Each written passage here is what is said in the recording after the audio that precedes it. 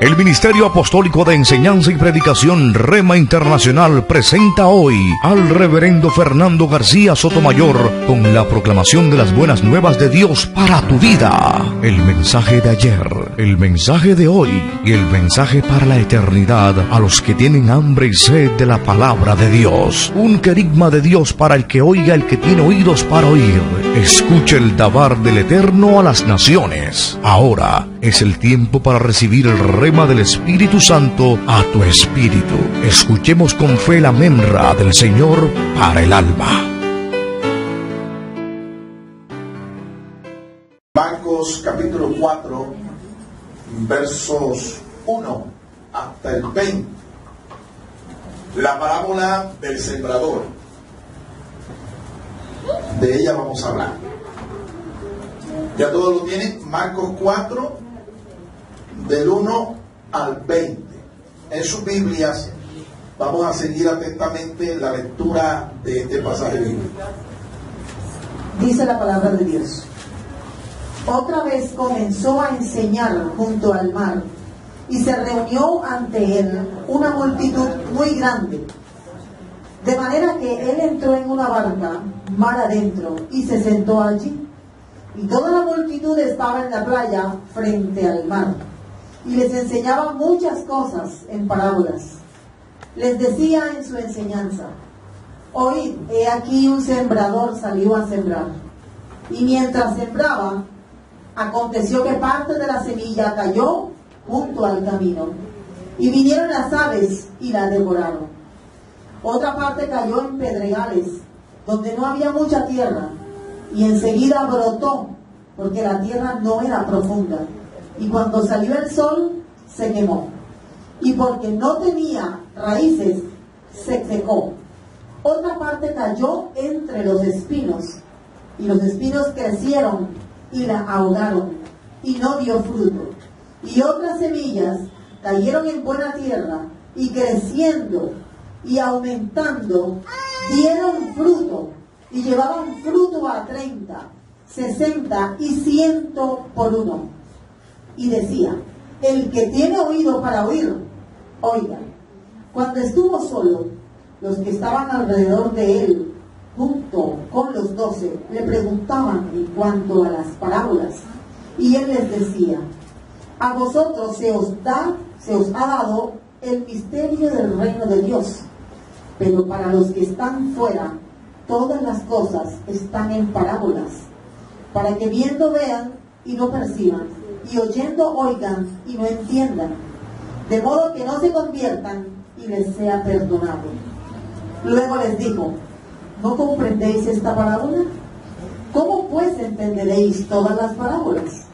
El sembrador siembra la palabra. Primero están los que caen junto al camino, donde se siembra la palabra, y cuando la oyen, enseguida viene Satanás y quita la palabra que había sido sembrada en ellos. También los que son sembrados en pedregales son aquellos que, cuando oyen la palabra, enseguida la reciben con gozo, pero no tienen raíz en sí, sino que son de poca duración. Entonces, cuando viene la tribulación o la persecución por causa de la palabra, enseguida tropiezan. Y otros son los que son sembrados entre espinos. Ellos son los que oyen la palabra, pero las preocupaciones de este mundo, el engaño de las riquezas y la codicia de otras cosas se entrometen y ahogan la palabra y queda sin fruto. Y aquellos que fueron sembrados en buena tierra son los que oyen la palabra, la reciben y producen fruto a 30, a 60 y a 100 por uno. Amén. Dios nos bendiga por medio de su palabra. Incline su rostro allí, vamos a orar al Señor y vamos a pedir al Señor que nos dé sabiduría, entendimiento espiritual de su palabra, que podamos recibir esta palabra en nuestro corazón y entenderla en forma espiritual. Oremos. Padre, gracias por tu palabra. Conforme a las promesas, Señor, que tú nos has hecho, hoy te rogamos en el nombre de Jesucristo que tú nos hagas entender tu palabra espiritualmente. Que nos edifiques, que nos bendigas que nos fortalezcas y que esta palabra, Señor, produzca el fruto que tú esperas en nuestra vida. En el nombre de Cristo Jesús. El pueblo del Señor dice amén. Hay en el Nuevo Testamento aproximadamente unas 43 referencias que nos dan testimonio acerca del ministerio de nuestro Señor Jesucristo como maestro. Nuestro Señor Jesús desarrolló todos los ministerios, como apóstol, como profeta, como pastor, como evangelista. Pero uno de los ministerios que más sobresalió fue el ministerio como maestro. Él fue un maestro. Él fue un rabino, instruido profesionalmente, instruido espiritualmente para compartir la palabra de Dios. Pero fue el maestro de los maestros. Fue sobresaliente. Su doctrina, su enseñanza deslumbró desde que era niño a los doctores de la ley mosaica. Él era muy sabio, muy intuitivo, muy espiritual y tenía mucha autoridad para enseñar. Aquellos que estaban dispuestos a recibir su enseñanza eran bendecidos, pero aquellos que se acercaban para criticar, para censurar, para menospreciar su enseñanza, él les encubría su significado para que no comprendieran. Eso dice el relato que acabamos de leer. A los que tenían una actitud humilde, sencilla, como la de un niño, para aprender, él les explicaba el sentido de su enseñanza, de sus predicaciones. Pero a los que iban a criticar, a censurar, a condenar, a menospreciar su enseñanza, e inclusive a menospreciarlo a él, porque lo consideraban un campesino, una persona que no había sido de pronto formada en las instituciones de la capital, sino en un pueblo. A este tipo de personas él les enseñaba por parábolas, porque la parábola tenía la propiedad de que encubre el sentido de una enseñanza, la encubre espiritualmente. A menos que haya una explicación, nosotros tenemos que aplicar el sentido espiritual al texto para poder comprender la verdad espiritual. Y este tipo de personas no creían y por eso se condenaban. Y el texto dice que viendo no veía y oyendo no comprendían, y así no les eran perdonados sus pecados. Por eso es importante la actitud con la que yo recibo el mensaje, la actitud con la que yo recibo la predicación. Es importante la actitud con la que usted se acerca al Señor cuando se está predicando, cuando se está enseñando. No adquiera la actitud de aquel que tiene oído de camaleón. ¿Tú sabes cómo es el oído de un camaleón? Tiene oído de tubo. Por un oído le entra y por el otro le sale. ¿Sí? O como aquellos que tienen actitud de mentalidad o mente de teflón. Nada se les pega de la palabra de Dios. Nada. Es muy importante la actitud que usted asuma cuando se está escuchando la administración de la palabra. Ay, es que el pastor a mí como que esa palabra como que es conmigo. Yo a veces le digo esto a manera de chiste. Dile a tu hermano que tiene al lado, esa palabra es contigo. Pero resulta que la palabra no es solamente para el vecino, la palabra también es para mí. Y si la palabra me tropieza, me golpea, gloria sea el nombre del Señor, porque Dios me está hablando en esta mañana. Amén. Ahora, si no es con usted el asunto, ¿qué debe hacer? Como esta mañana le estaba explicando a los hermanos cuando estábamos hablando acerca de la mayordomía cristiana, la responsabilidad que tenemos como creyentes de ser fieles al pagar nuestros diezmos, nuestras ofrendas al Señor. Si en determinado momento el Señor, a través de la disertación, la palabra nos tropieza a nosotros, pero nosotros somos fieles, ¿qué tenemos que hacer? Hermano, usted agáchese y deje que ese peñón pase derechito para el que está por ahí al lado. Eso no es como usted. Gloria al Señor. ¿Cuánto dan gloria a Dios, hermano? Pero si es contigo, Dale gracias al Señor porque Dios te está hablando. Alabado sea el nombre del Señor. Una de las técnicas favoritas, sí, que el Señor usó para enseñar era el método parabólico. Él usaba mucho las parábolas.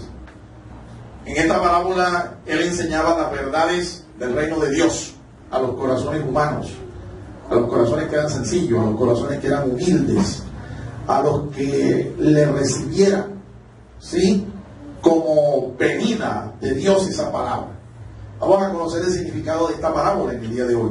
La parábola inmediatamente, como la explicó el Señor, porque tenemos la bendición de que esta parábola el Señor la explica. El Señor, cada uno de los elementos que usó para enseñar la parábola, se la explicó a los discípulos. Y para la gloria del Señor y por su misericordia, hoy nosotros también tenemos ese texto explicativo. Y a eso nos vamos a referir en el día de hoy. En primer lugar, el Señor explicó el primer elemento de esta enseñanza, el sembrador. El sembrador representa entonces al Señor Jesucristo. Él es el sembrador por excelencia, el sembrador de los sembradores, ¿sí? Pero este sembrador también es figura de los que hoy y ayer enseñaron la palabra de Dios y la siguen enseñando. ¿A quién nos estamos refiriendo? A los profetas del Antiguo Testamento, a los hombres de fe, a la iglesia primitiva, a la iglesia de la Edad Media y a todos los que hoy en día predican la palabra de Dios. Ellos son los sembradores que están aquí representados. En el versículo 14, tú lo puedes ver, el Señor lo dice, ahí en el texto que hemos leído. El verso 14, Él dice, ¿sí?, quién es el sembrador y a quiénes representa. En la viña del Señor, y entiéndase que la viña del Señor es su reino, un reino que se ha acercado, hay tres tipos de obreros. Hay sembradores, como lo vemos en esta parábola, hay regadores y también hay segadores. Tres tipos de obreros: los que siembran, los que riegan y los que ciegan. Eso está ilustrado. Vamos a leer el Evangelio de Juan, capítulo 4, versos 36 al 38. Evangelio de Juan, capítulo 4, versos 36 al 38. Repito, hay sembradores, hay regadores y hay segadores. Uno siembra, otro riega y otro ciega, ¿sí? ¿Cuál será la vocación que tiene esta iglesia? ¿O cuál será la vocación que tiene usted? Eso lo determina el Señor. Eso lo determina Dios. Eso no lo determinamos nosotros. Vamos a leer San Juan capítulo 4 versos 36 al 38.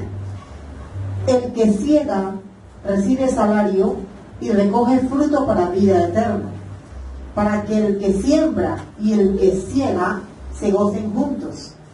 Porque en esto es verdadero el dicho: uno es el que siembra y otro es el que ciega. Yo os he enviado a cegar lo que vosotros no habéis labrado. Otros han labrado y vosotros habéis entrado en sus labores. El Señor se está refiriendo entonces aquí en este texto a dos tipos de obreros de los cuales ya hemos mencionado. ¿A quiénes se refiere exactamente? Hemos mencionado tres: los que siembran, los que riegan y los que ciegan. En este texto Él menciona a dos tipos de obreros. ¿Cuáles son? A ver, ¿usted está en el texto o está en otra parte? Si está en la Nueva Jerusalén, gloria a Dios, Dios lo bendiga. Pero necesitamos que esté acá. Está refiriéndose al que siembra y al que ciega. Dos tipos de obreros allí. Dice allí que los apóstoles habían entrado en las labores de los que segaban, porque otros habían sembrado por ellos. El Señor se está refiriendo a los profetas del antiguo pacto. Los profetas, los primeros que predicaban. Bien, Pero hay un tercer tipo de obrero. Esta lo menciona el apóstol Pablo acá en 1 Corintios. Vamos al capítulo 3. 1 Corintios capítulo 3, versos 5 al 9. En ese pasaje el apóstol aquí menciona el otro tipo de obrero que también está involucrado en las labores del Señor. Está en la viña del Señor. 1 Corintios 3, 5 al 9. ¿Quién pues es Apolos? Fíjense que aquí el apóstol Pablo se está refiriendo a las tres clases de personas que trabajan, laboran en la viña del Señor. Unos son los que siembran, otros los que riegan y otros los que ciegan. Allí se especifica que él como apóstol, él plantó, pero que Apolos regó. Sin embargo, dice el Señor a través del apóstol que el crecimiento lo da el Señor. Amén. El crecimiento lo da el Señor. Ahora, entre las cosas que él dice aquí en este texto, nosotros podemos ver que todos los obreros hacen la obra del Señor y que nadie es más, ninguno es más que otro. El que siembra no es más que el que riega, ni el que siembra es más que el que cosecha. Sí, que todos son lo mismo, hacen lo mismo, que tienen también su recompensa, tienen su retribución por su trabajo. Prácticamente entonces, el que siembra es aquel que evangeliza, que planta la palabra de Dios. Esto puede hacerlo un apóstol, esto lo puede hacer un evangelista. El que riega, ¿quién es? Aquel que se dedica a consolidar la palabra que se ha sembrado en nuestros corazones. Aquel que está constantemente discipulándonos, aquel que nos está enseñando, que nos está instruyendo, de manera que nosotros crezcamos espiritualmente. Ese es el que riega. Principalmente esta labor la hace el Espíritu Santo de Dios. Pero también la pueden hacer aquellos pastores, aquellos ministros que se dedican a la enseñanza, aquellos consejeros que se dedican a estar siempre recordándonos la palabra que tenemos en nuestro corazón para que no se seque, para que no se muera la semilla de la palabra de Dios en nosotros. Al final, dice el apóstol, todos van a recibir su recompensa de Dios. Pregunto entonces a usted que está allí sentado, ¿es usted un sembrador de la palabra? ¿Es un regador? ¿Es una persona que cosecha? Es decir, una persona que se gana las almas. A veces nosotros creemos que cuando testificamos, le compartimos el evangelio a alguien y lo traemos a la iglesia, decimos, nos ganamos un alma.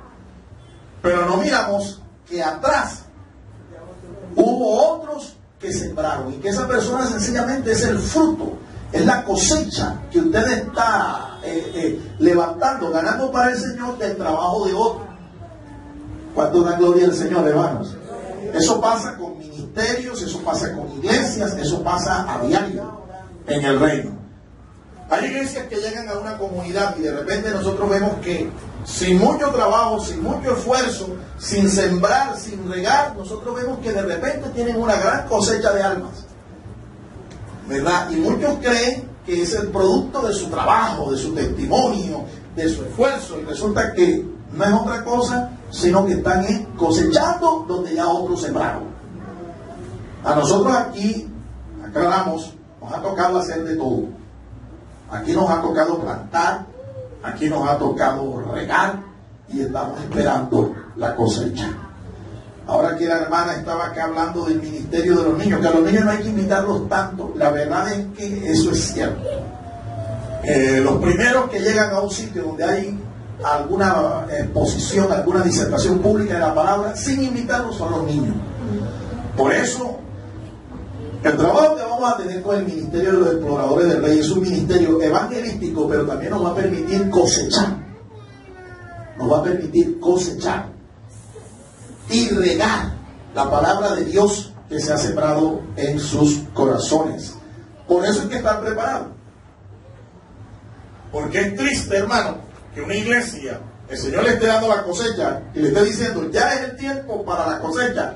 Y sin embargo nosotros, en vez de ver los campos blancos para la siega, nosotros estemos ciegos para el blanco. Eso es triste. Usted está sentado ahí, está escuchando la palabra de Dios. ¿Qué está haciendo usted en el reino? Usted está sembrando. Usted está regando. Usted está cosechando. ¿Qué está haciendo? Hay que involucrarse. Porque de lo contrario, de pronto usted me diga, no hermano, yo soy salvo, gloria al Señor. Yo sé que voy a estar en el cielo, yo soy un hombre, una mujer fiel.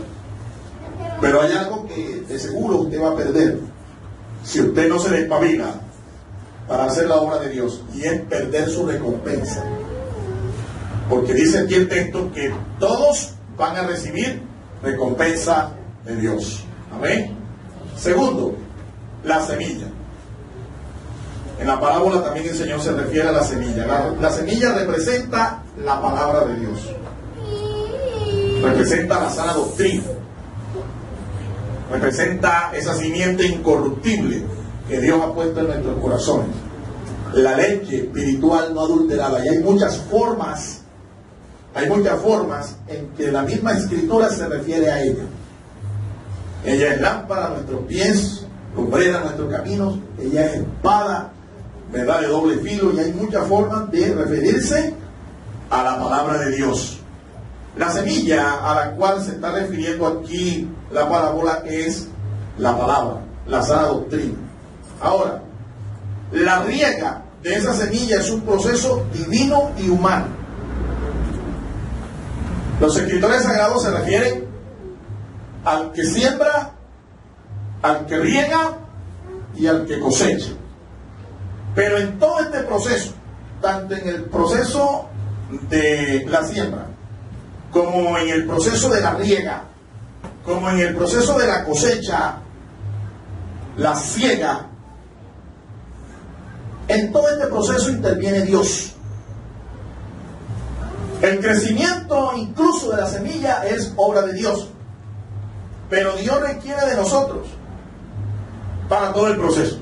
Dios requiere de sembradores, Dios requiere de segadores, y Dios requiere también de cosechadores, segadores.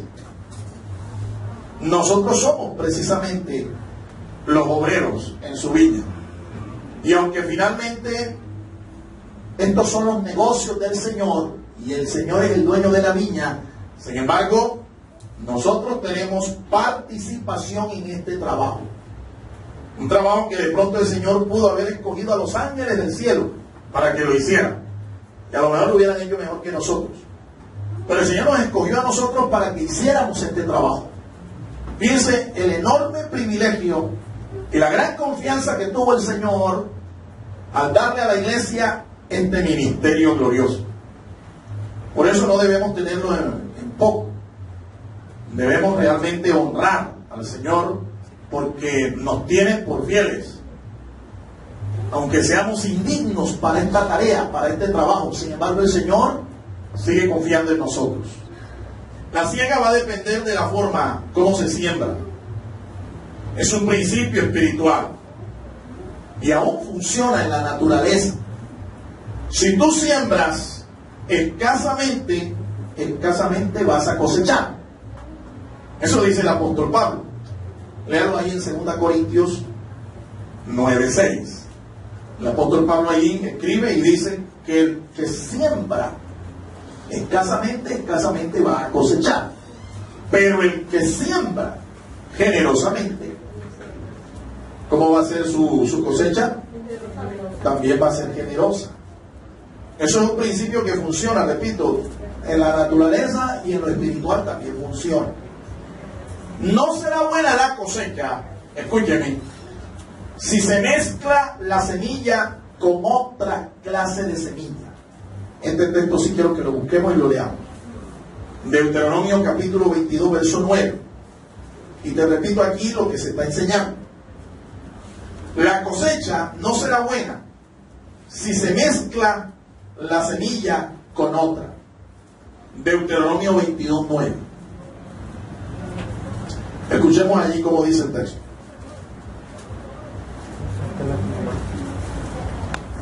Deuteronomio 22 y el verso 9. No sembrarás tu viña con mezcla de semillas. No sembrarás tu viña, dice el texto, con mezcla de semillas. es decir, más de una. No Dos semillas sea, mezcladas. no sea que el producto entero de la semilla que haya sembrado, así como el fruto de la viña, sea confiscado. ¿Escuchó eso? ¿Cuál es la verdad espiritual que hay aquí? La verdad espiritual es que al momento de sembrar la palabra, nosotros tenemos que hacerlo sin adulteraciones. Nosotros tenemos que hacerlo como está escrito. No podemos sembrar sana doctrina y doctrina equivocada, doctrina errada, falsa doctrina.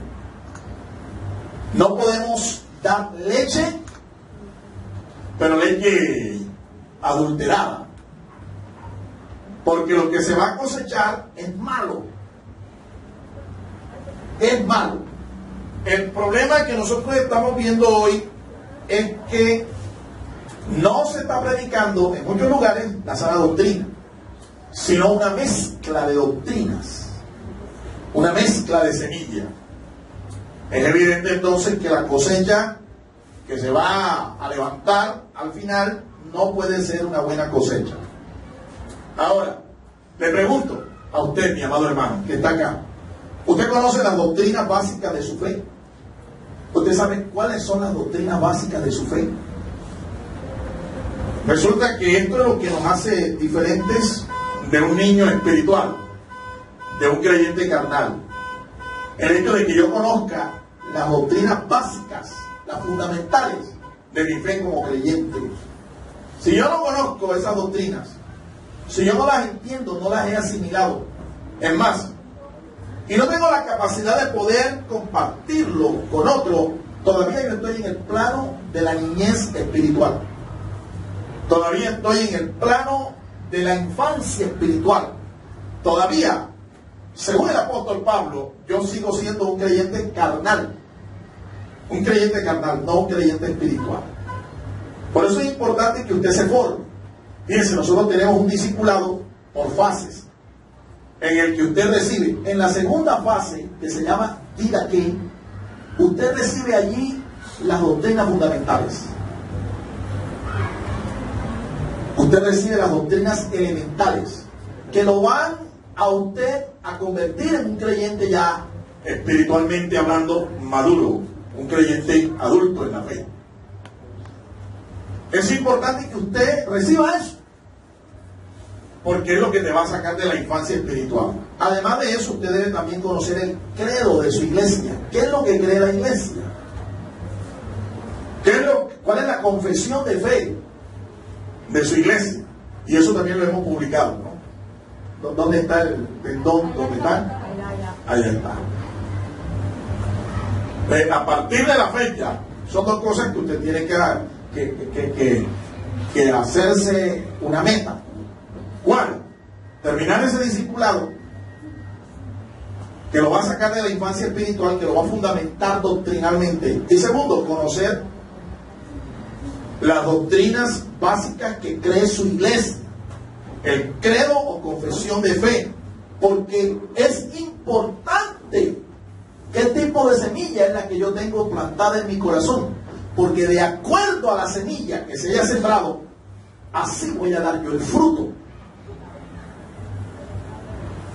Te lo voy a decir en otras palabras sencillas. Si a ti te siembran falsa doctrina, eso es inevitable que tú vas a cosechar un fruto espiritual. Se va a ver representado en maldiciones en tu vida, en decaimiento espiritual.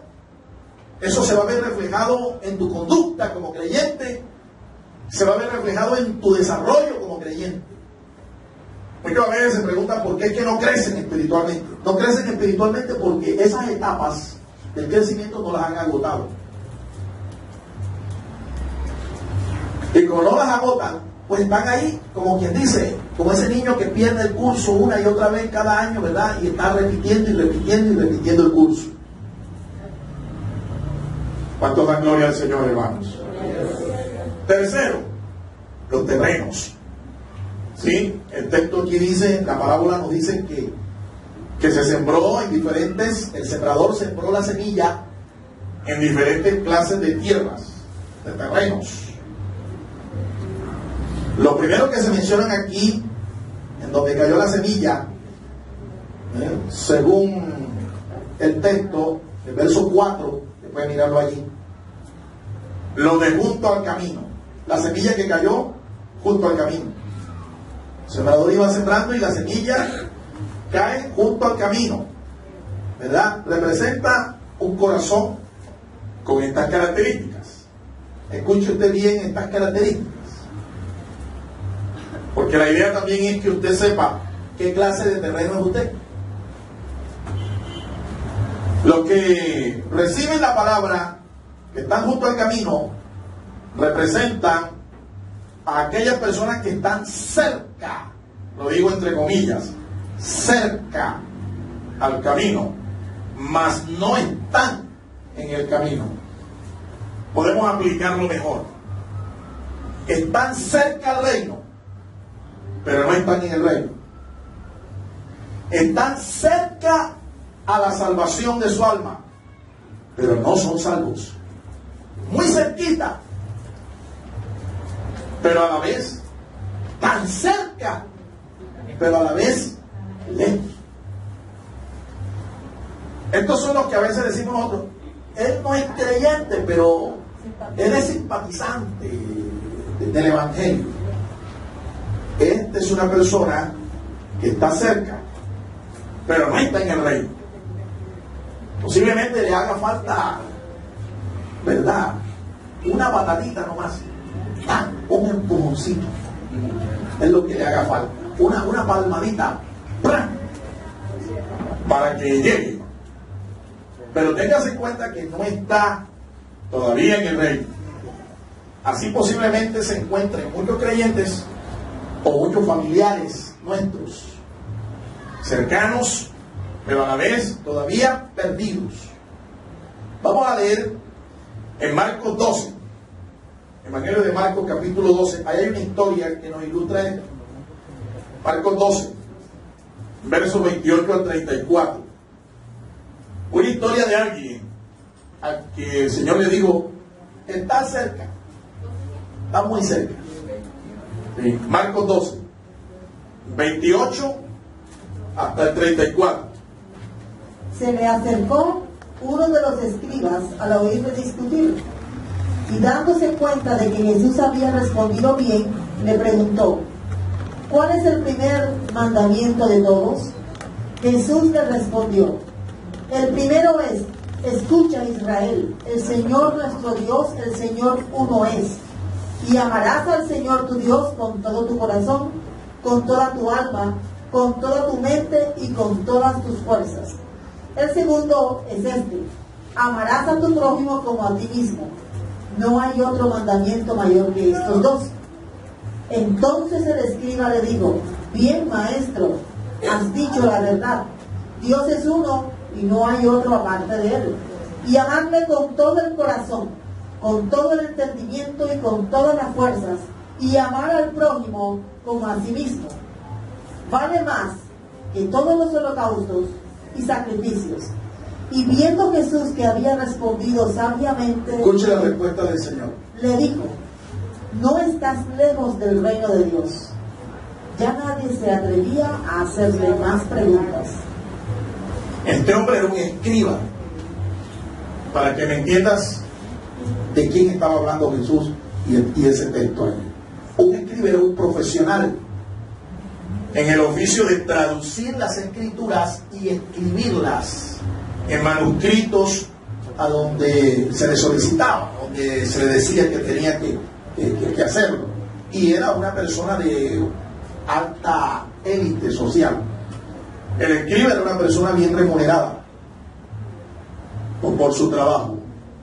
Los escribas del texto sagrado en Israel eran expertos conocedores de la palabra de Dios. Expertos. Ellos sabían cuántas letras tenía cada libro de las escrituras, cuál era la primera, cuál era la última. Ellos sabían cuál era el vocablo central de cada texto. Era un trabajo riguroso y un trabajo muy estricto. Ellos conocían las interpretaciones de los textos. Y fíjense cómo ese escriba le pregunta al Señor cuál es el primer mandamiento, y el Señor Jesús le da la respuesta acertada. Y Jesús, cuando ve a este hombre asentir y decir lo que significaba el primero y el segundo mandamiento, Jesús le dice a este hombre: no está lejos. En otras palabras, está como cerca, pero no está en el reino. Pero conocía las Escrituras, sabía sus interpretaciones, era un profesional para traducirla de un idioma a otro. Sin embargo, no estaba en el reino, estaba cerca. Estamos hablando de aquellos que son sembrados ¿a dónde? La semilla cae ¿a dónde? Al camino, al lado del camino. Estos son engendrados entonces por la palabra, pero nunca nacen espiritualmente. Son engendrados, pero nunca nacen. Usted puede captar la diferencia entre una persona cuando es engendrada y una persona cuando nace, ¿no? ¿Sí? Son engendrados, pero nunca nacen. Abortos.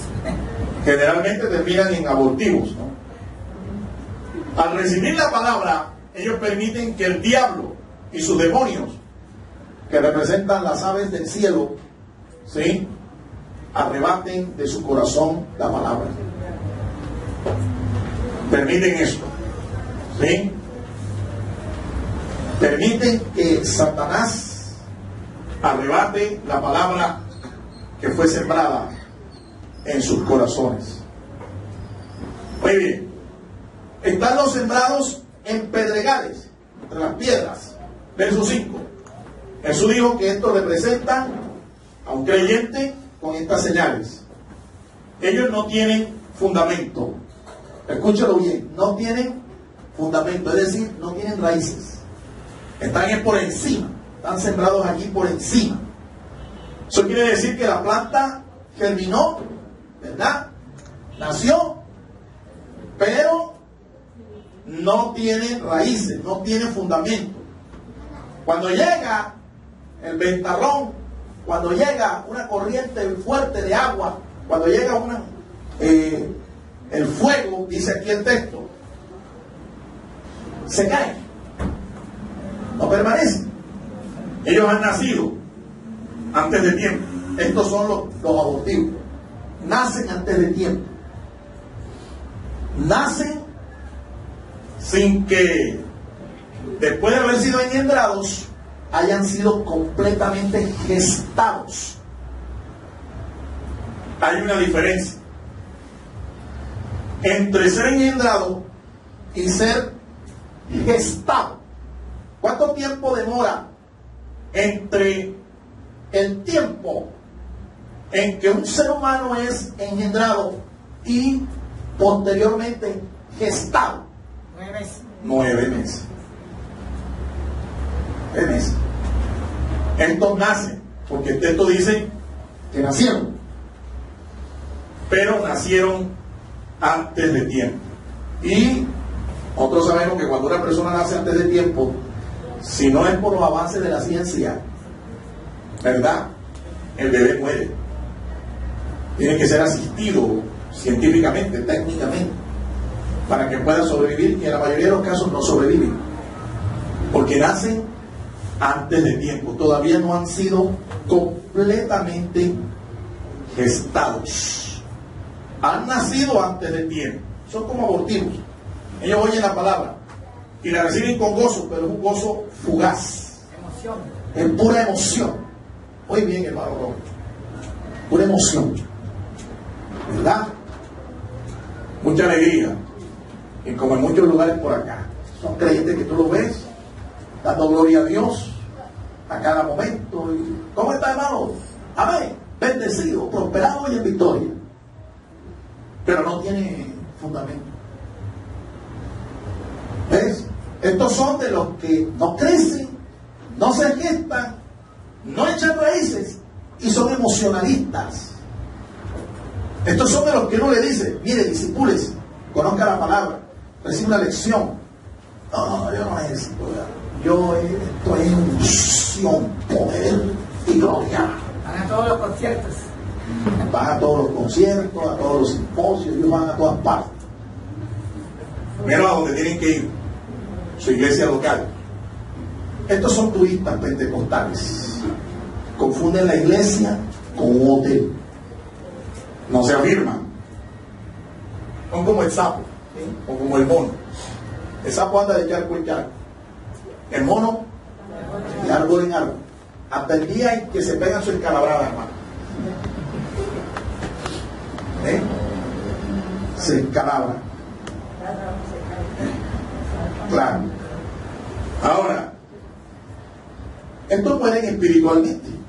Cuando llega el fuego de la persecución, el calor de la prueba, el fuego de la tribulación, no lo soportan y mueren espiritualmente. Mueren, no lo soportan. Ahora, hay una tercera clase de terreno. Este terreno, dice el texto, que la semilla cae entre espinos. Verso 7, ¿sí? Representan a creyentes con estas señales. Ellos son oidores de la palabra, pero no dan fruto. Son estériles. Oyen, reciben, pero no dan fruto. ¿Sí? No se reproducen. No ganan a otros para Cristo. Tienen muchos aguijones. ¿Sí? Porque una espina es eso. ¿Qué es una espina? Un aguijón. ¿Sí? Que los hace tropezar. ¿Qué los hace tropezar? A veces el aguijón puede ser ese creciente afán por las cosas del mundo. Ama más al mundo que al Señor. ¿Ven? Es medio mundano, medio cristiano. Pero el mundo tiene más fuerza. Y el mundo termina ganando la partida. Mateo 6:25, ¿qué dice ahí la palabra de Dios? Mateo capítulo 6, verso 25. Escuche lo que dice ahí el texto. Mateo capítulo 6, verso 25. Por tanto os digo, no os afanéis por vuestra vida, qué habéis de comer o qué habéis de beber, ni por vuestro cuerpo más que el vestido. No te afanes. Y sigue explicando ahí el Señor en ese texto que los que se afanan son los del mundo. Pero tú que has creído en tu Padre Celestial, en sus promesas, Él te va a vestir mejor que los lirios del campo y te va a proveer mejor que a las aves del cielo, ¿verdad? Y ni aún Salomón, dice, con toda su gloria, su pompa y su esplendor, se va a vestir como Dios te va a vestir. Alabado sea el nombre del Señor. Si tú crees esa palabra, hermano, dale al Señor un aplauso. Aleluya. Pero hay un aguijón que tú no puedes dejar que te siga molestando, y es ese creciente afán por las cosas del mundo. Ahí el Señor dice que los que están pendientes de estas cosas son los del mundo. Pero tú no eres del mundo. Amén. En ocasiones el aguijón puede ser el deseo de riquezas engañosas. Riquezas engañosas. Esa expresión quiero resaltarla. Voy a decirles 4 significados que tiene esa expresión en diferentes idiomas. Por ejemplo, esa expresión, riquezas engañosas, viene de una expresión griega que se dice así, plautos.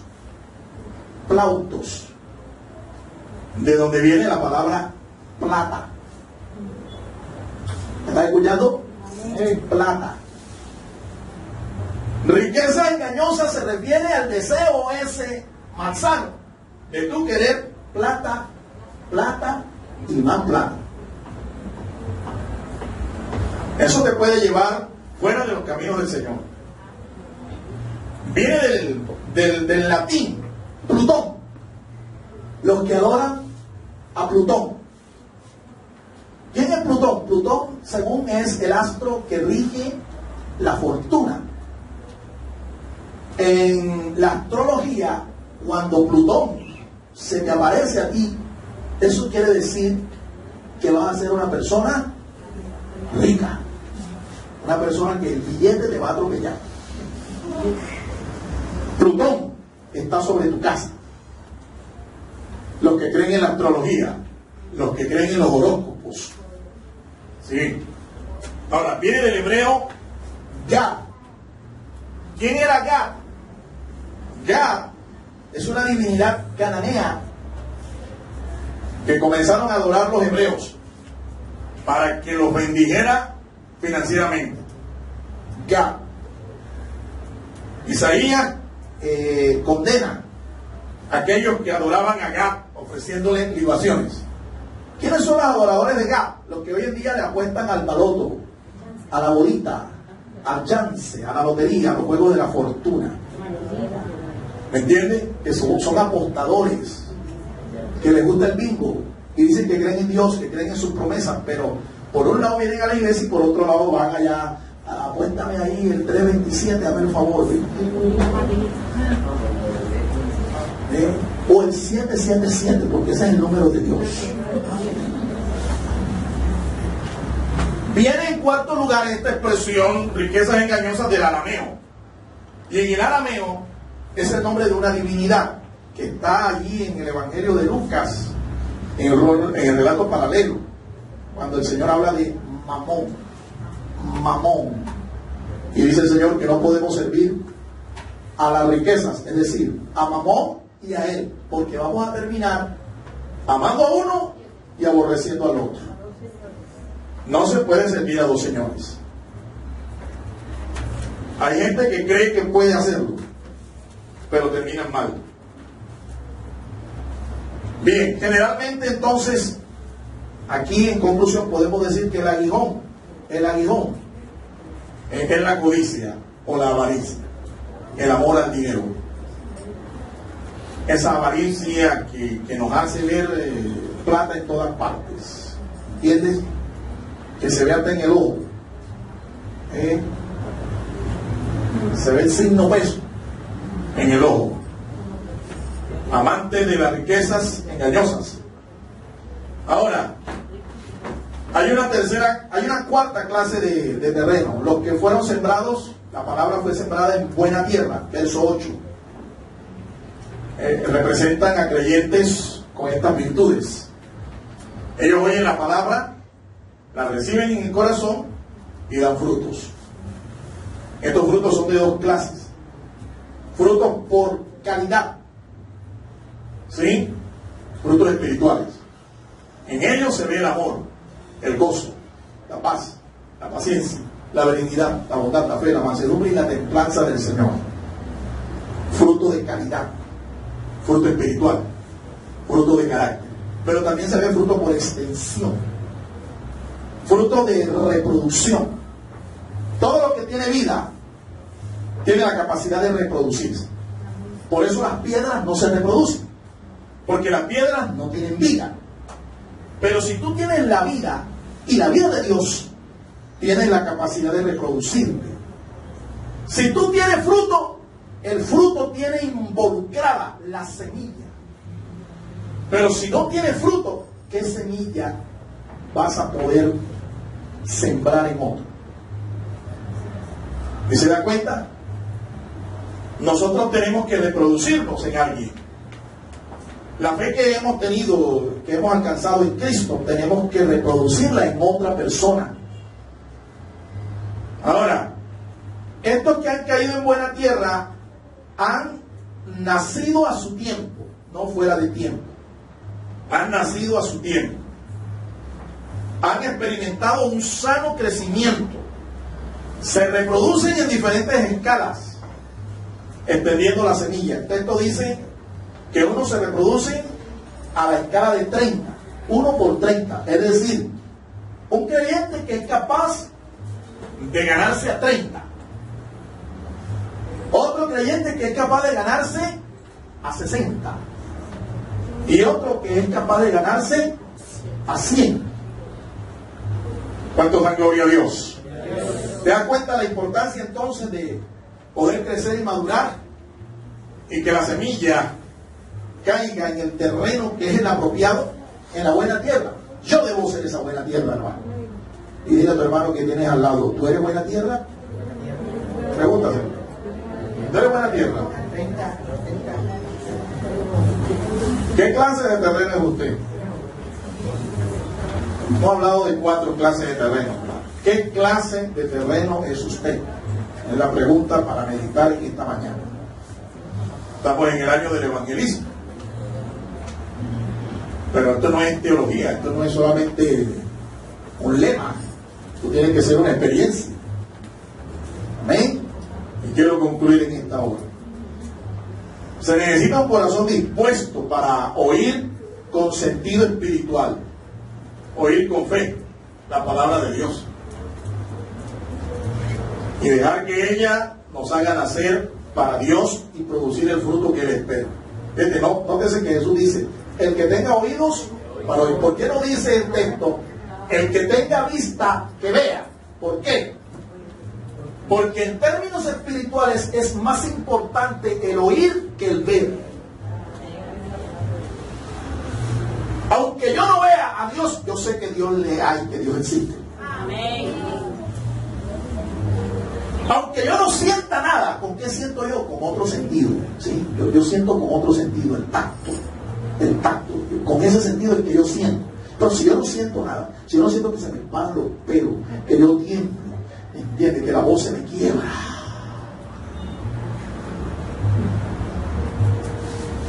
Por eso entonces dejaré de creer. No. Yo lo que tengo es que afinar mi oído. ¿Tú sabes cómo decía o cómo comienza la confesión de fe del pueblo de Dios, el pueblo de Israel? Oye Israel, oye, la Shema. Empieza. Shema Israel, Adonai, tu Dios, Adonai, uno es. Y eso de oír no es oír, ¿sí? ¿Verdad? Con oído de camaleón. Es oír con comprensión espiritual. Oír con fe. Por el oír viene la fe. Así es. Pero ¿oír qué? La palabra de Dios. Oír la palabra de Dios.